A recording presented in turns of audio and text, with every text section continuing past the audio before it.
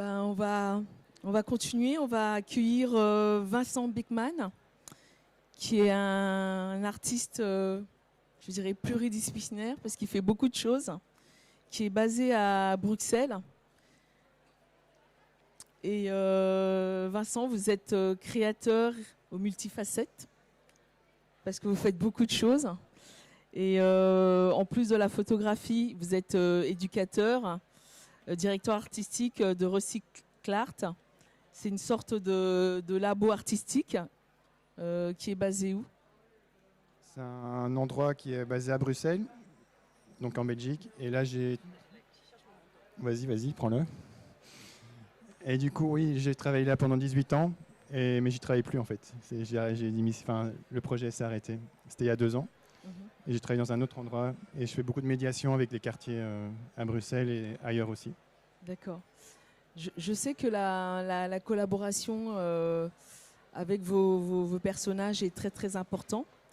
Vous travaillez principalement avec des personnes marginalisées et vulnérables qui demandent une visibilité et en même temps qui sont très très peu reconnues. Je dirais aussi qu'ils sont invisibilisés quelque part. Et vous avez travaillé en fait avec des SDF, avec des toxicos, avec aussi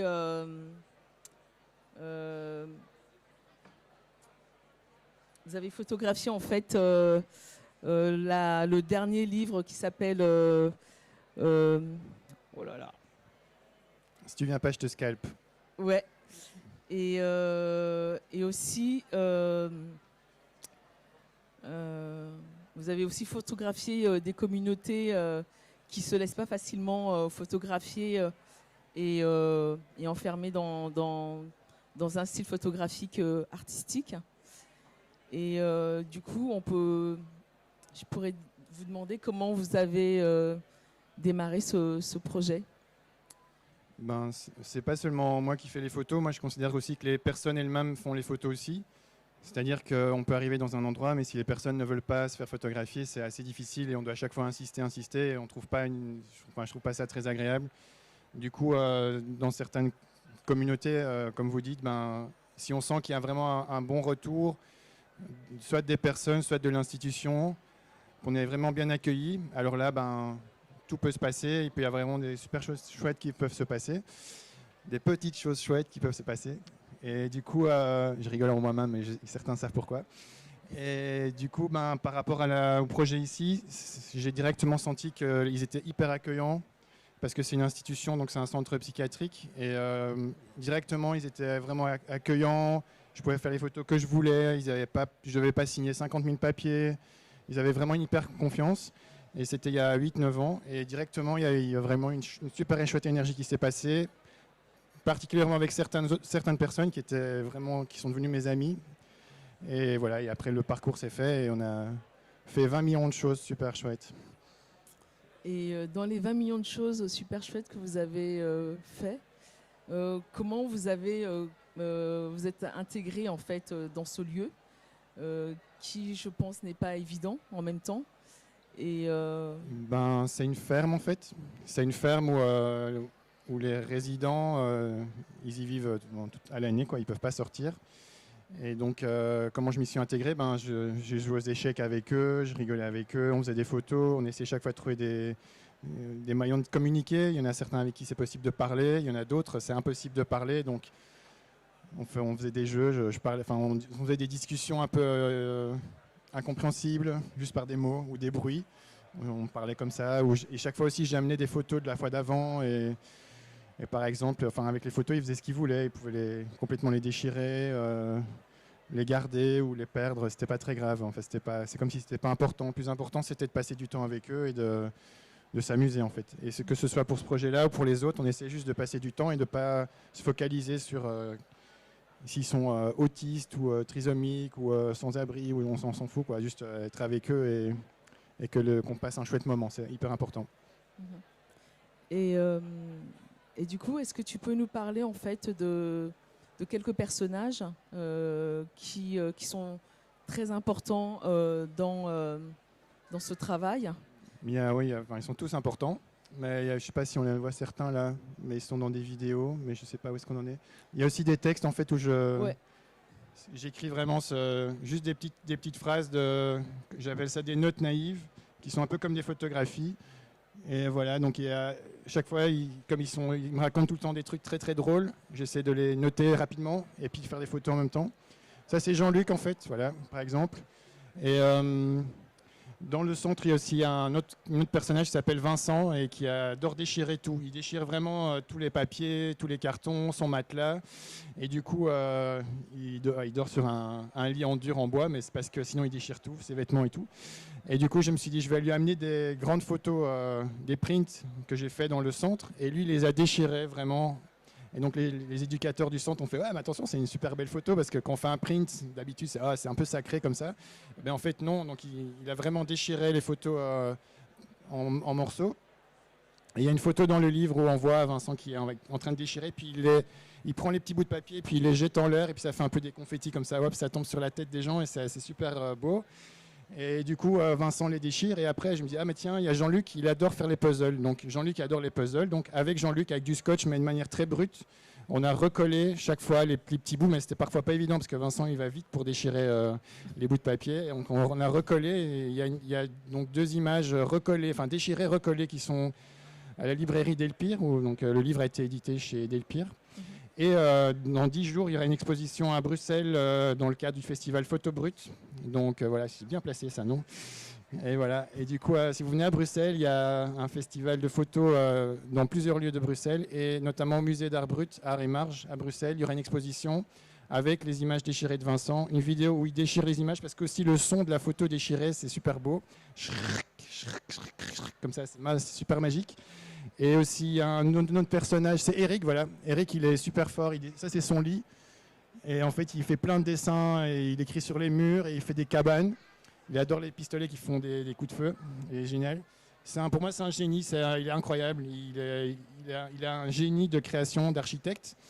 Et ça, c'est à Jean-Claude, c'est un autre style encore personnage. Donc Eric, il construit des cabanes qui sont détruites par les autres. Donc il doit chaque fois reconstruire une partie de la cabane. Et ça, c'est pas lui, c'est un autre. Et du coup, il va construire une cabane dans l'espace d'exposition sur lesquels on va s'adapter pour placer les images. Donc c'est lui le scénographe de l'exposition. Voilà. On a vu juste une cabane juste avant. Ça, c'est des notes naïves encore. Et il y a Jean-Claude aussi, qui lui s'appelle BH, donc la bête humaine, c'est-à-dire l'homme le plus fort du monde. Et chaque fois que j'y vais, c'est lui qui a sorti la phrase si tu ne viens pas, je te scalpe. Parce qu'il voulait que chaque fois que je revienne, donc il me dit si tu ne viens pas, je te scalpe. Donc voilà, ça c'est Madame Georges, il a plusieurs noms. Gérard de Luxembourg aussi, il est aussi super. Enfin, ils sont tous super. Voilà. Ça c'est il a plusieurs noms aussi. C'est Greg, il collectionne les ballons. Et il a toute une collection de ballons. Et c'est dans le livre aussi où il y a des ballons. Mais je peux essayer de vous montrer Vincent qui déchire le truc. Et du coup, là, Vas-y. Je sais que ton travail, à chaque fois, les personnages que tu rencontres, il y a toujours une suite, en fait, quand tu travailles en fait, avec eux. Et que ton travail, en plus, c'est un travail qui est collaboratif. La couverture, est-ce que tu peux nous parler un peu de la couverture du livre? Oui, donc dans le livre, c'est surtout des photos que moi j'ai faites. Il n'y a pas d'image collaborative, disons. La seule image qui est là, c'est une peinture qui a été faite sur leurs photos. Mais il y a vraiment toute une série de peintures qui ont été faites, les images déchirées aussi. Et du coup, j'essaie chaque fois de faire quelque chose avec eux, que ce n'est pas juste mes photos qui sont en avant, mais que les personnes aussi collaborent et créent quelque chose avec moi ou tout seul. Et après, c'est inclus dans le processus. Soit même l'idée de base, parfois, de certains projets, c'est eux qui donnent le départ, en fait. Et donc, jusqu'à la fin, jusqu'à l'exposition, le livre, on essaie de faire des connexions avec les personnes qui sont dans l'histoire. Ce n'est pas l'idée de faire des photos hyper loin, faire oh, c'est super, j'ai fait plein de photos, je reviens, et après, je ne sais même plus comment il s'appelle après 2 ans. Il y a vraiment, j'essaie de faire venir les personnes au vernissage, que dans le livre, ils sont inclus d'une façon ou d'une autre. Pas toujours, il y a plusieurs options, et chaque fois, on choisit une option différente, quoi. Notamment au vernissage, ici, il y aura des gros rochers en papier mâché que le public pourra soulever avec Jean-Claude, par exemple, parce qu'il adore soulever des choses. Ça, c'est Jean-Claude avec un bouc. Ça, c'est les papiers déchirés de Vincent. Voilà, il faut juste récupérer rapidement les petits papiers, sinon ils sont trop petits. C'est hyper important. Et après, avec Jean-Luc, on les recolle. Donc on fait plein de jeux comme ça avec les personnes. Ouais. Je sais plus ce que je disais. Non, non, tu parlais de ces personnages-là. Et ce que je voulais te demander, mais pourquoi dans ton travail, tu travailles souvent avec ces personnages-là, avec toutes ces personnes qui sont à la marge de la société? Pourquoi c'est avec eux? Ouais, je travaille avec eux, mais avec aussi d'autres personnes, pas spécialement, avec des groupes de personnes. Donc Des communautés? Ouais, ça peut être des gens, enfin, je sais pas, soit à la marge, mais aussi dans un hôpital, des soignants ou avec des gens qui sont nettoyeurs, avec d'autres artistes aussi. Je pense que tout seul, on s'ennuie, non, sur une île déserte.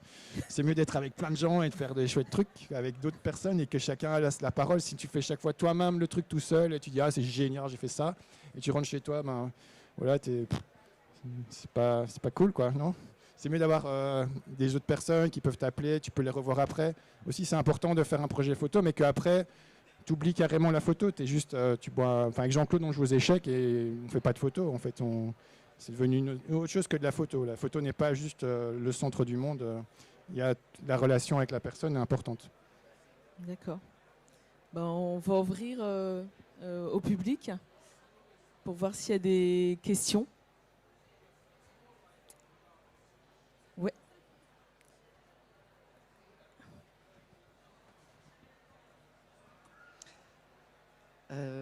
Salut Vincent. C'est un livre qui a un rapport texte-image et il y a beaucoup de textes dedans. Est-ce que tu peux nous parler un peu de ce journal et de comment tu as sélectionné et comment tu as écrit les textes dans le livre? Et peut-être nous en lire un extrait, je sais pas. Ah oui, c'est juste. Tu peux peut-être lire un extrait. Ben, c'est en fait... quand on est là, il raconte tellement de bêtises. Moi, j'aime bien quand il raconte des bêtises. Et du coup, alors, j'ai un petit bout de papier. J'essaie de noter rapidement l'une ou l'autre histoire. Et du coup, c'est vraiment comme des images. Peut-être que j'ai pas le temps de faire la photo, parce qu'il y a tellement de choses qui se passent en même temps que je me dis ça. J'aurais bien voulu le photographier, mais je peux pas parce que voilà, le moment est passé. Alors, je le note. Et je voulais aussi que dans le livre, ce soit écrit à la main, de manière très simple, comme un brouillon. Bon, je prends au hasard. Hein. Voilà. Ok.